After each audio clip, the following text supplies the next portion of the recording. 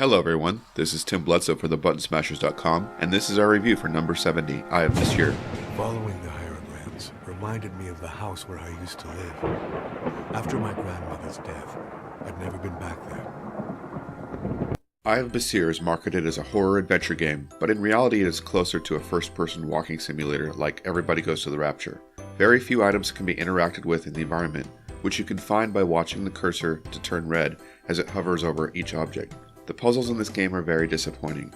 They almost always boil down to placing an object in another object, like in the first Resident Evil where you would have to place two halves of an amulet together in a door to continue. I would argue there's only two real puzzles in this game, where the player has to deduce clues from the environment and manipulate the environment for the solution.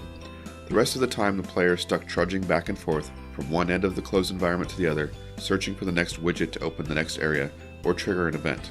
These widgets will only appear after certain conditions are met, and there is no signposting where they may appear. In the most frustrating case, I wasted an hour looking all over the map for one small coin, hovering over each pixel to see if the cursor changed. I finally found the coin in an isolated side room, but there was no story reason for it to appear there later rather than having it been there all along when I explored the room originally. I'm guessing by placing necessary items at opposite ends of the short maps, the developer hoped to lengthen this short 3-hour experience, but the net effect is boredom and overfamiliarity with what should be spooky environments. As few as there were, the environments were the highlight of this game.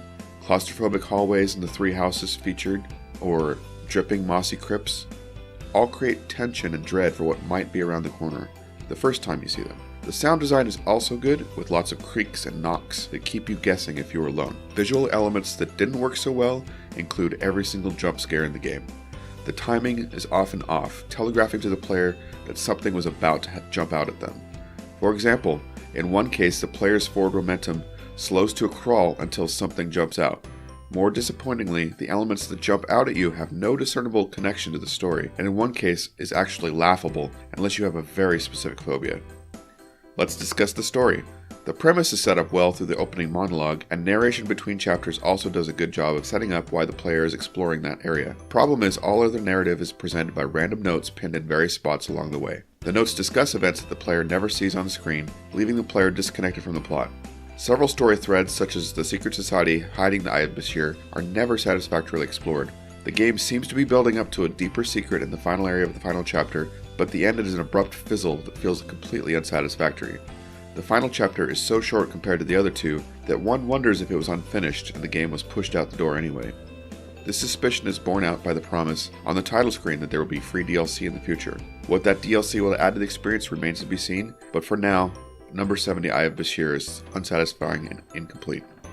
Thanks for watching this review. If you enjoyed it, please like and subscribe to our channel. We'd also love to hear your thoughts about the game in the comments below.